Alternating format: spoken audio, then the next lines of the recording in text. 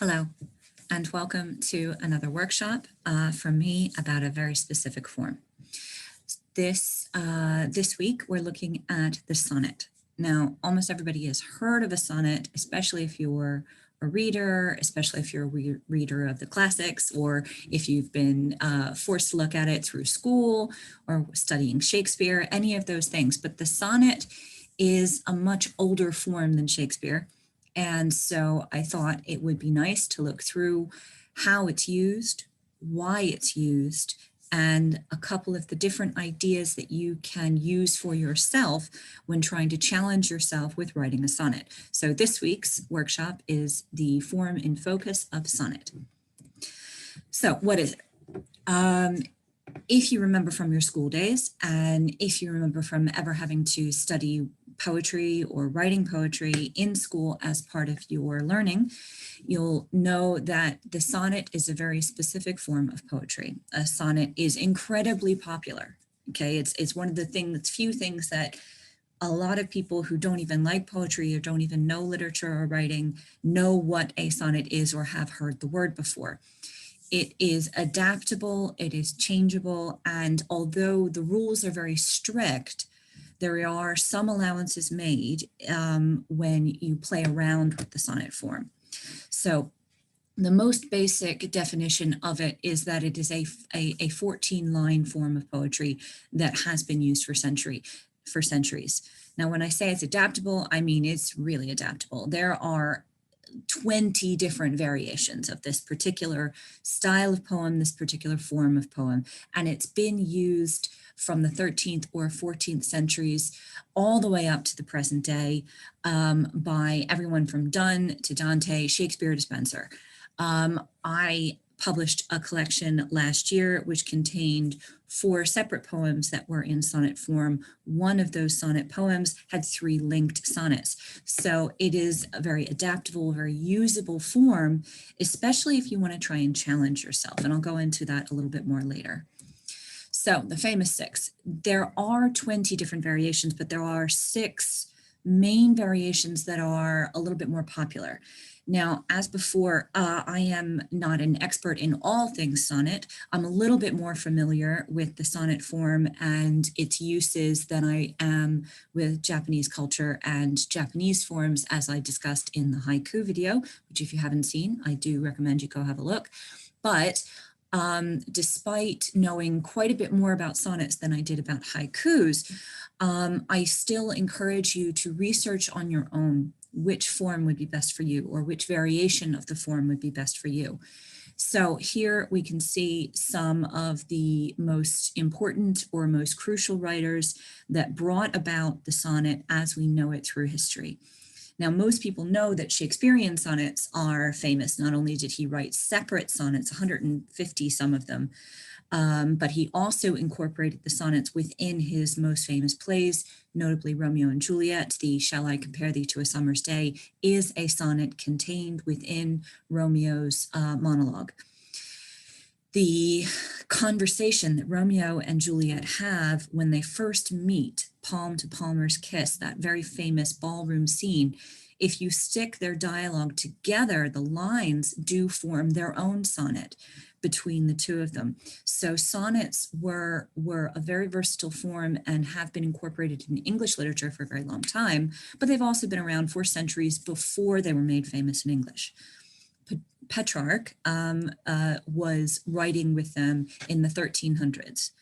And he was a friend of Dante, who was also using the sonnet form, a slightly older, a slightly shorter version called the curtail sonnet in the late 1200s and early 1300s. Spenser made the sonnet a little bit famous within some of his works in the 1500s. And of course, as previously stated, Shakespeare is the most famous variation within English used throughout his works. Milton, in the author of Paradise Lost, also used a Miltonic sonnet, a slightly different form in the 1600s, and the Leah-The-Dreamer was another variation. So I highly recommend that if you are at all interested in the differences between the types of sonnets, You pause the screen and write down some of those names, have a little look and see if any of those suit you better than the Shakespearean sonnet. But at this point, from this point on, I'm going to be going through how the Shakespearean sonnet works in English, why it's used as a form, and the benefits of choosing something that's got so many rules to it. So we'll have a look at some examples, famous one from Shakespeare, and how we might use the form. So Shakespeare, the king of the English sonnet. There's some vocabulary that you need to know, not just for the sonnet, but also for other types of poetry. So hopefully people will be watching this and will remember some of these. I might also kind of include them in other form videos if they seem really vitally necessary. But when you are dealing with something that has as many rules as a sonnet does, you need to know a little bit of poetic vocabulary. So with here it is. So a rhyme scheme, whenever I refer to a rhyme scheme, it means that there is a pattern to rhyme within the poem, that whether it's at the end of the lines or in the center of the lines, when there is a specifically planned pattern of rhyme, it is referred to as a rhyme scheme. Equally, a verse or a stanza is like the poetic version of a paragraph. So some poems will not have separate verses or stanzas, but there are clear sections within the whole poem that could be referred to as verses or stanzas.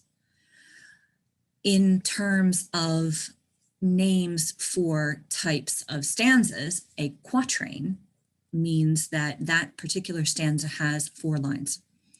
And a quatrain can have a rhyming scheme, a pattern. A quatrain, being a 4-line section of the poem, could have its own kind of confined idea that's spread over 4 lines, as opposed to the next vocabulary word down there, the couplet.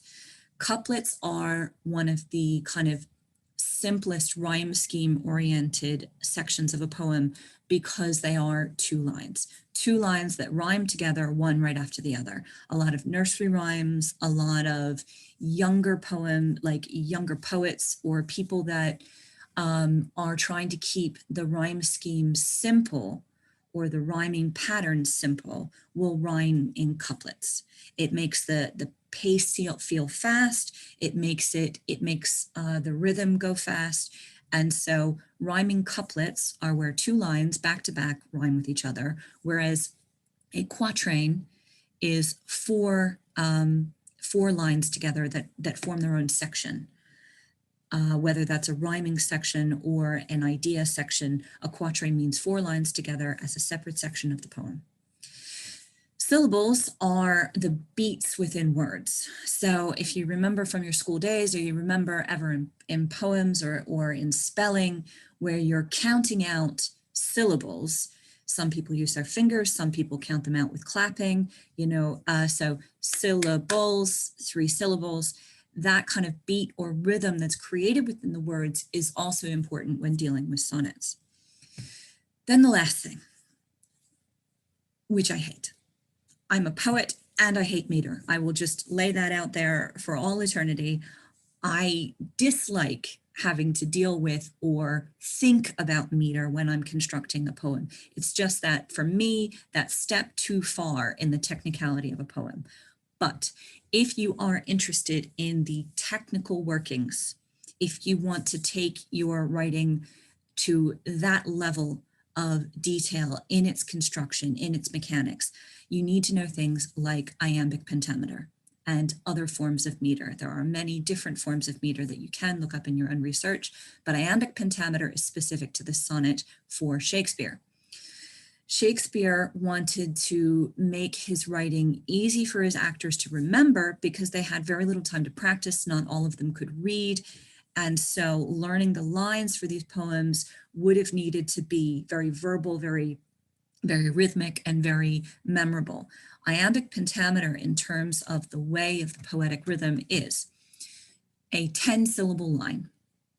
And within those 10 syllables, it's divided up into what's called 5 trochaic feet, where you have a stressed and an unstressed syllable.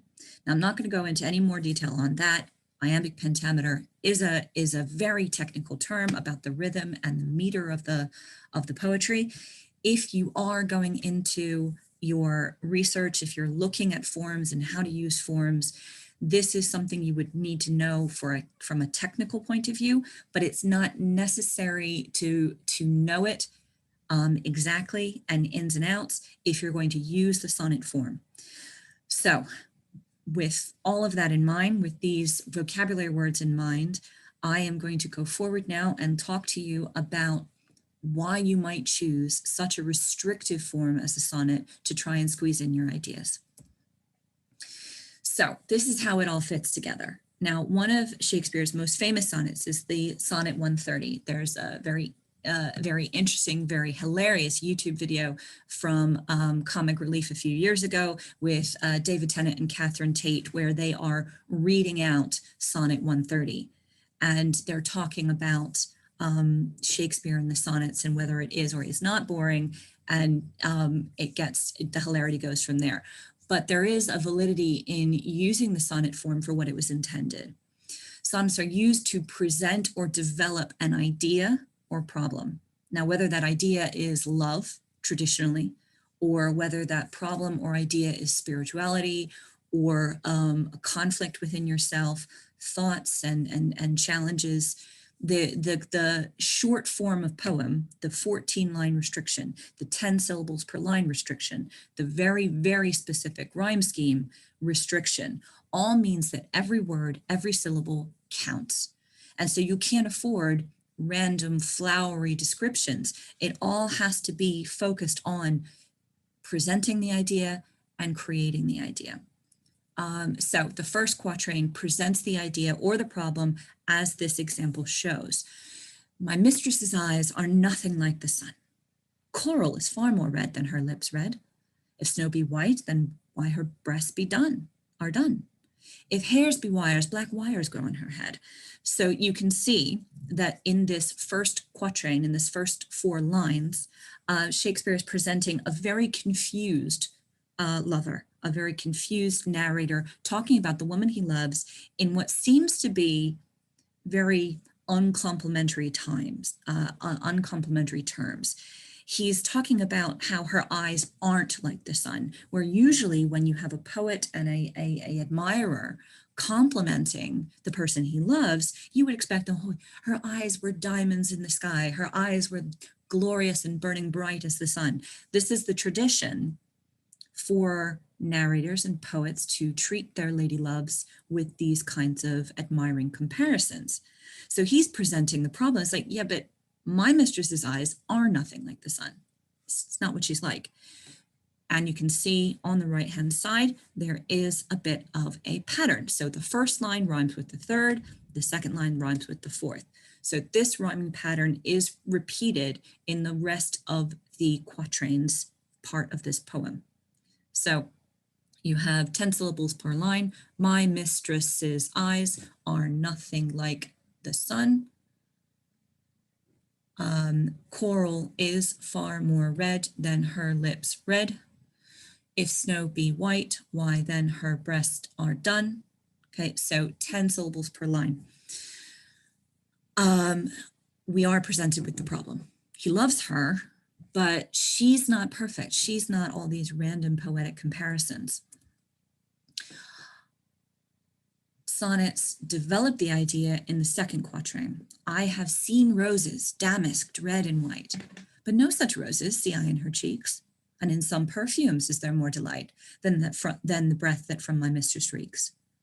So we have a rhyming again, C, D, the first line of this quatrain. The 5th line of the poem rhymes with the 7th line of the poem. The 6th rhyme rhymes with the 8th rhyme. So we have that every other line thing going on. He is continuing to deny the truth of more stereotypical comparisons. And this leads us to think that maybe he doesn't like her quite as much as he should, given that this is the woman he loves. And the 10-syllable line is still there, the rhyme scheme is still there, and it continues to fit together. Now we have the last quatrain. So the last set of 4 lines in this poem, which kind of move towards a resolution. I love to hear her speak, yet well I know that music hath a far more pleasing sound. I grant I never saw a goddess go. My mistress, when she walks, treads on the ground. So we continue that every other line rhyming. This last set of 4 completes the cycle of presenting the idea and developing the idea.